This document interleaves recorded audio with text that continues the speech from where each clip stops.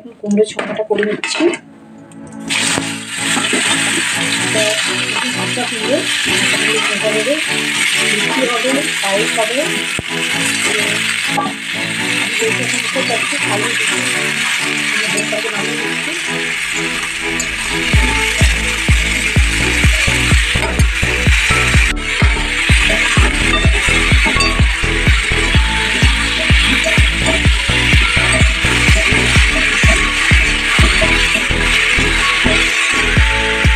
আমার কুমড়োর ছোঁকাটা হয়ে গেছে, এখন রেডি।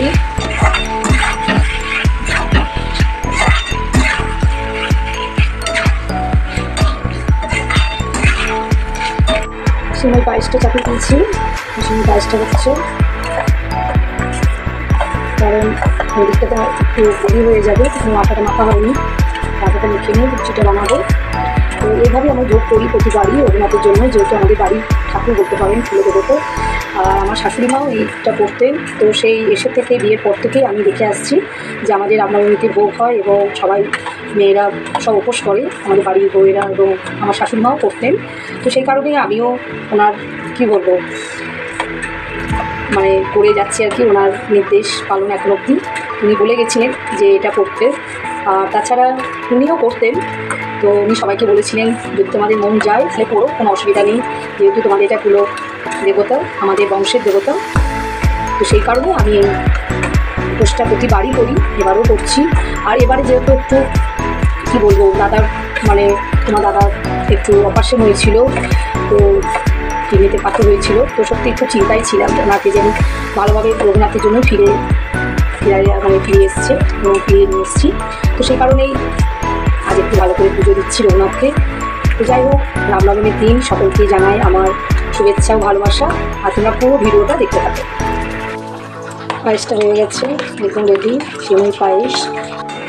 আমার এখন আমের চাটনিটা রেডি, দেখতেই পাচ্ছ, এটা কিন্তু দুধ দিয়ে করছি, তো এটা রামনবমীতে দিতেই হবে। আর এটা একদম সুন্দর করে চাটনিটা করলাম। আমি লুচিগুলো ভেজে নিচ্ছি।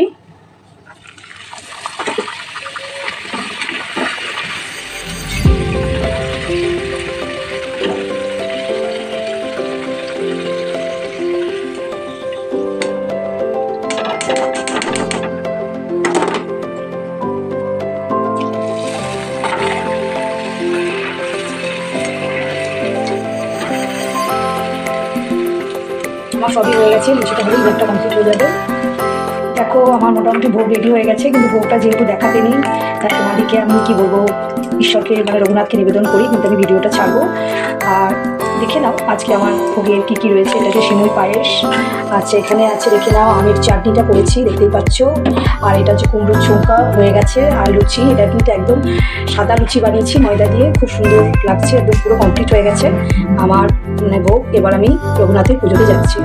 এখন আমি রঘুনাথকে একটু দুধ গঙ্গা জল দিয়ে অভিষেক করে নিচ্ছি। দেখো, তো যেহেতু আজকে রামনবমী, তাই একটু দুধ গঙ্গা জল দিয়ে একটু অভিষেক করছি রঘুনাথকে।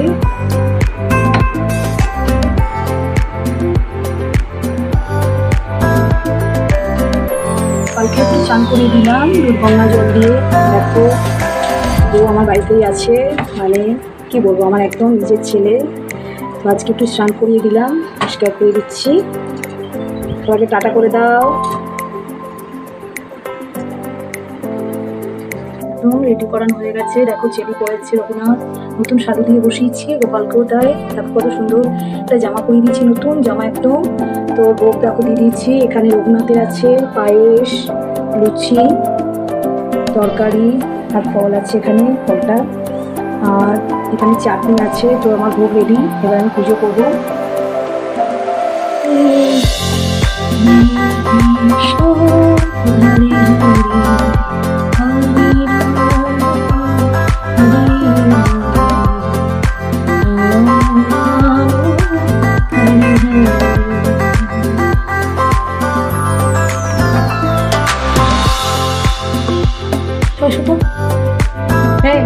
এসো না, কই গো, এবার এসো না।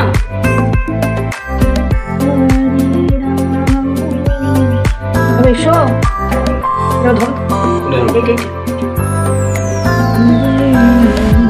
এটা হচ্ছে সাবু মাখা। দেখো আমি খেতে বসে গেছি। তো যেহেতু আজকে উপোস বলেই ছিলাম যে আজকে আমি কিন্তু কোনোভাবেই ভাত টাত খাই না।